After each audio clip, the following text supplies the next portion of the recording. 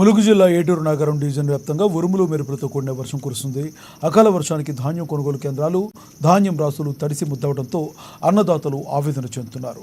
కొనుగోలు కేంద్రాల వద్ద ధాన్యం కొనుగోలు ఆలస్యం కావడం వల్లే ధాన్యం అకాల వర్షానికి తడిసిందని ఆవేదన చేశారు. త్వరగా కొనుగోలు చేస్తే ఈ నష్టం రాకుండా ఉండేదని రైతులు అంటున్నారు. ఇప్పటికైనా తడిసిన ధాన్యాన్ని మద్దతు ధరకు కొనుగోలు చేసి తమకు ప్రభుత్వం ఆదుకోవాలని రైతులు వేడుకుంటున్నారు. అకాల వాన అనుకోకుండా పడిన భారీ వర్షానికి నీళ్ళు మొత్తం తడిసి ముద్దగా మారినాయి. ఎదురు నీళ్ళు మొత్తం ఎట్లున్నాయో ఈ కళ్ళం మీద.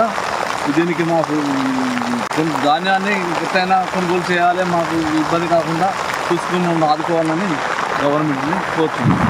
పంటలు కొరకపోవడం వల్ల ఆలస్యం చేసుడు వలన అకాల వర్షం పడడం వల్ల ఇది తడిసి ధాన్యం చాలా కష్టపడతాను, చాలా బాధపడతాను. దీనివల్ల సరైన రేటు కొని మమ్మల్ని ఒడ్డెక్కించగలరని అనుకుంటాను.